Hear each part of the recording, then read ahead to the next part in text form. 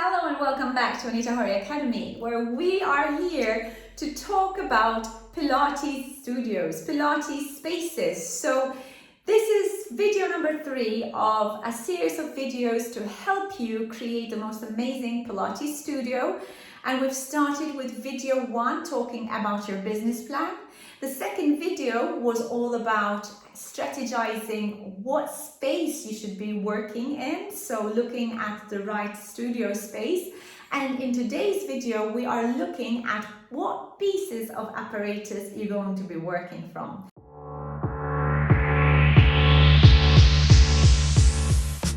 And if we haven't met before, my name is Anita Horry. I'm second generation Pilates master teacher.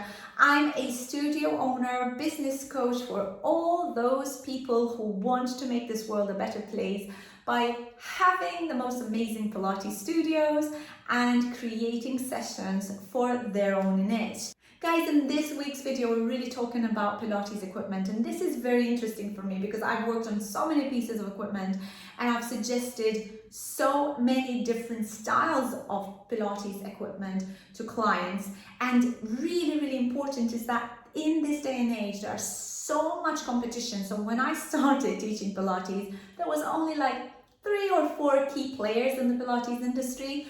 Well, now with the growth of the Chinese economy, there's so many different imports, and it's mind-boggling because you think, how could I even justify buying Pilates equipment at this rate when I know I can buy something exactly the same for maybe half the price or maybe even a quarter of the price? You know, it's crazy when you think about what competition does, right? But I always go back to this whole belief that I have that you shouldn't just be price driven when you're investing in anything, especially when it comes to actually investing in your business. You should not be price driven. In looking for the cheaper version, what you're actually doing is you're risking quality, you're risking customer support, customer service, and the longevity of your equipment. And I'm going to share with you a story that I've been told by a friend of mine who actually had nothing to do with Pilates. He was a gym owner. So he had a series of gyms in my home country, in Malta, where basically the importation fees for Malta are stupidly expensive. Everything has to be imported. So it's very expensive to fit and kit out a whole gym. And gym equipment, just like Pilates equipment, can be quite costly, and it's a substantial investment if you're trying to fit out a full studio, a full gym, right? And he made a choice, and later he told me it was a very bad choice, but he made a choice to purchase a container load of equipment from China. The equipment lasted 6-8 months. It didn't last any longer. So it had continuous work, continuous thumping, continuous work on it. And he struggled. He couldn't send his equipment back to China. He couldn't send it back to a distributor. He couldn't send it back to someone who's responsible for fixing it. So he had to try and find local people to try and fix his equipment. What happened? A ton of equipment started dying one by one, and then clients would go into pieces of equipment to work on them and to find, excuse me, but this is out of order. And unfortunately, he ended up losing a ton of clients because he wasn't able to serve them properly. The equipment wasn't repairable. So what am I saying in relation to the Pilates industry?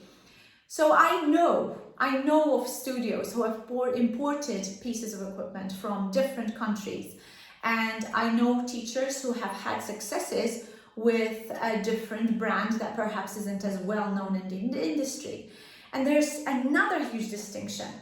These teachers have maybe gone for the more contemporary pieces of apparatus. The teachers that went for the low budget options have started to have problems. So we're looking at maybe 1 year, 2 years wear and tear, and then there's big issues, and there's unrepairable pieces, and then what's happening? Then you're going to try and find someone to maintain your pieces of equipment, and as you know, or maybe you don't know, then there's a huge shortage of very qualified technicians to maintain the equipment.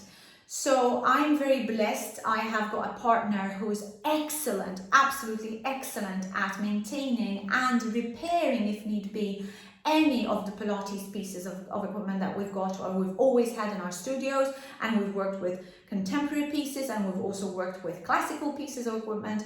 But unfortunately, in many countries and in many places, this doesn't exist. So then you're going to get stuck with, what do I do with this piece of apparatus that doesn't work? You're going to sell it, and then you're going to try and make as much as you can out of it so that you can invest into a proper piece of apparatus, because it's going to serve you better, it's going to serve you longer, and you're going to have a better after sales service. So there's a lot to be said about this. Now, if we had to split, we've had to split this huge division of the two C's, yeah, the contemporary versus the classical, and we had to look at who's the best supplier for classical equipment, then there's going to be this huge argument from many manufacturers and probably from many teachers that's going to say, well, this manufacturer is much better than this. But you gotta look at every single aspect of your sales process, guys. You can't just look at, this is the creme de la creme of the industry, so happy with it, but I've got to wait a year to get my equipment, or I've got to wait 2 years to get my equipment, and then you know what happens? What's the after sales service like? Are you able to get technicians to help you with equipment? You know, equipment is equipment, it can get faulty. And yes, even the best, even the creme de la creme can get faulty. And then what do you do when it gets faulty? So that's the classical side. You've got to think, who are the best equipment suppliers right now? So we're in 2024 right now. There's many classical suppliers in the industry. There's Basel, there's Graz, there's Pilates Design, there's Peak Pilates offers some classical equipment, Balance Body even, also the Contrology line. We're looking in Europe, we're looking at Pilates Scandinavia, Legacy Apparatus, Techno Pilates. Source this, you can just Google classical Pilates manufacturers. I don't need to give you the list here, but consider this. Look at the price, look at the equipment, try the equipment out. If you're going to do a substantial investment, you got to try the equipment out. And then you've also got to look at the after sales service. Now for contemporary pieces, oh my goodness. Contemporary equipment, there's so many that I don't even dare to start considering who's going to be your best supplier. But same thing here. Look at the one that's been the longest standing in the industry, good customer service. You know, I don't get endorsed by any of these suppliers, but I'm telling you, my whole experience has been, look at the company that is supporting you, not just in the sales process, but after sales. And then what happens if you want to have additional pieces, or if you want to have parts? Are you going to get a blockage? The other thing to consider, and this is something that manufacturers do not tell you, some manufacturers have got distributors in your home country. And if that's the case, you can't go straight to the manufacturer. You're going to have your communications with the distributor or with the representative.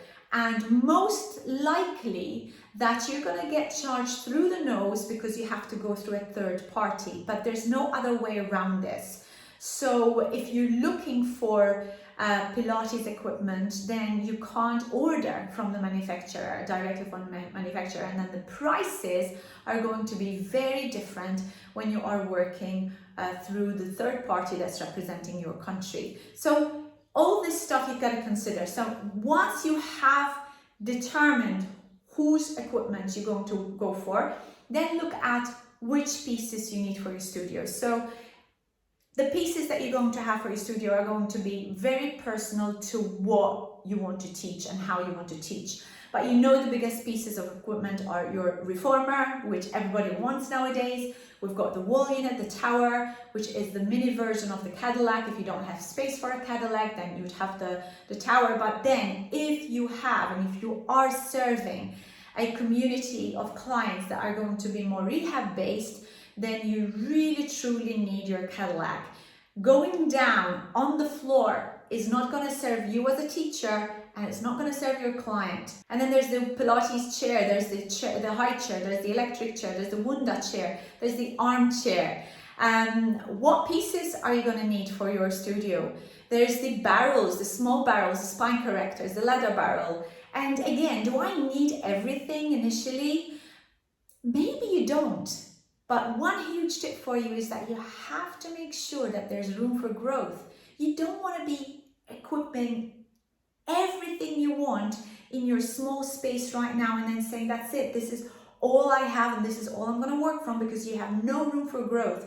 Guys, this is a mistake that many Pilates teachers make, and this is when they come to me to try and fix the problems that they've had because they've planned badly, and then because they now find they're outgrown their studio and they have no idea what the next step is going to be. So make this part of your planning stage. So you really might want to make sure that your equipment serves you now, but it could serve you also in the future you, the future growth you, the future business that you're going to be having.